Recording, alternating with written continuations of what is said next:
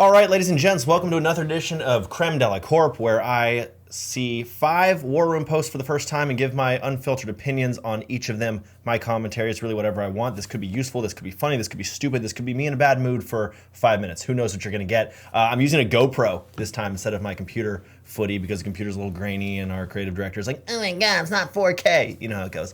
So let's dive into the first post, shall we? It's called Please Roast This Cold Call Approach. Context, the person who submitted this, SAS Kicker 1000, is an AE, and their sales coach wants them to use this talk track. Hey, General Corp, this is SAS Kicker 1000 with Company X. The reason for my call is to set a 20-minute meeting with you because we've been seeing other companies reduce their work by 20%, and I want to talk with you further about how we can benefit your company with our software. Would 9:30 on Thursday work for you?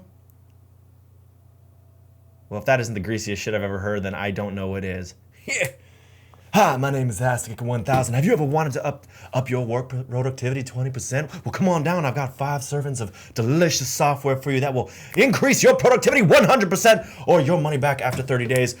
Prices and restrictions may apply. He goes on to say his last day is 7/18, which I guess is in 10 days. So we know how he feels about that. It's very greasy. You know, it's very general how companies can reduce their work by 20%. Okay. All right. That really doesn't mean anything. And then just go on to ask straight for the meeting. I get asking for the meeting, but holy shit, this is just like I could use this grease to cook with. It's so thick and disgusting. Let's see what the comments have to say. The comments say, the bluntness is fine, but reading that script made me feel like I was reading one of a certain LinkedIn influencer's posts. Haha. Okay. Well, I'm not in the business of outing people like that, so I'm not going to do that because people say enough shit about me as it is. This person says, I hate this approach so much. Why would they take a meeting? They know nothing about you. They don't even know if they're qualified. It doesn't spark a conversation and is all about you. So yeah, needless to say, that is just pretty garbage. And good luck in your last 10 days. I hope you do nothing and treat it like a vacation. Speaking of vacation, do you find yourself checking out or do you make yourself available all day? Let's see, 45% of people said available but not working hard because in sales, you don't get to take a vacation, all right? Unless you're at your number, in which case you kind of could, but then it's like, what about the next quarter? Don't want to sandbag some deals over there and then feel confident about that and feel a lot less stressed at the end of that quarter. You know what I mean? It's a rat race and it never really ends. So 37% said no work on vacation. Good for you. If you're able to disconnect, good for you. Proud of you. Top comment from Curious Fox, no, vacation time is sacred. Honestly, you got to do you. Whatever you need to do to get shit done, whatever feels right. I got that Jewish anxiety, so something's always pressing. Something's always got to get done, so it's really hard for me to take time off. All right, our next post is called How Do People Feel About Dogs in the Office? I happen to love dogs. About a week and a half ago, someone's dog came in and took a Hot Stanley steamer right next to my desk. That actually happened to me, too. Some dog took a dump right under my desk. It was our director, so I really couldn't say anything about it, but I wasn't pleased, even though I do love dogs. I felt like the dog was trying to, assert itself and against on me and alpha dogs doing alpha dog shit to other alpha dogs. It happens. Anyway, the owner was in a meeting, so I had to sit there and just take it out of principle. Should there be a certain trained checklist a dog has to follow to be allowed in the office? Yeah, it's tough because I love dogs. In fact, I got a doggy somewhere around here. I don't know where he is. Yo, D, get in here. He's probably chewing something important.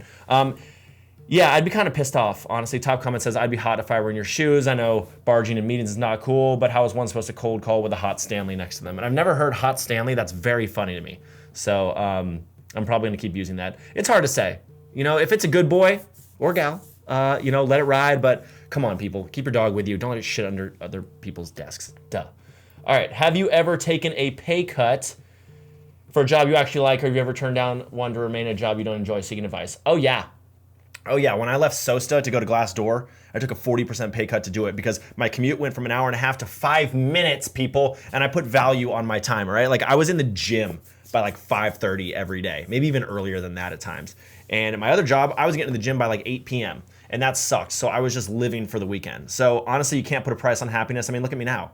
I'm doing Corp bro stuff, and I'm still not terribly happy, but I'm doing something I enjoy more than, being somebody else's bitch, which is fine. Sometimes you got to be somebody else's bitch, even though I still am because I work for Bravado and I'm making the War Room and I'm still somebody's bitch. But that's not the point. The point is do what you love, people. Money will come in the end. And more likely, you're going to make more money in the long run if you're passionate about something because you're going to be much better at it. So that's what I got to say about that. Go find a role you enjoy and then grow from there. All right, sales. Last one is called Rite of Passages in Sales. I just lost my first deal today and felt like I achieved a rite of passage in my sales career. Aside from this and getting fired, what other rite of passages are there in sales? Obviously, winning your first deal, which is the first thing Fun Coupons, the top comment says.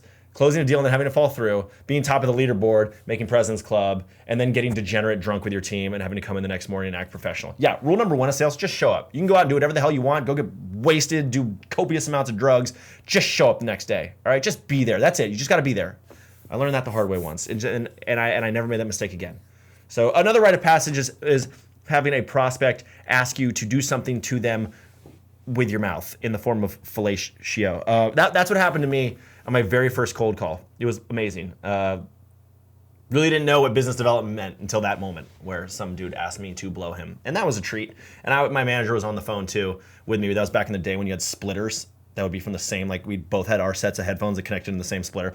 Anyway, that was before wireless shit. I'm old as hell, people. But yeah, that was a welcome to sales moment for me.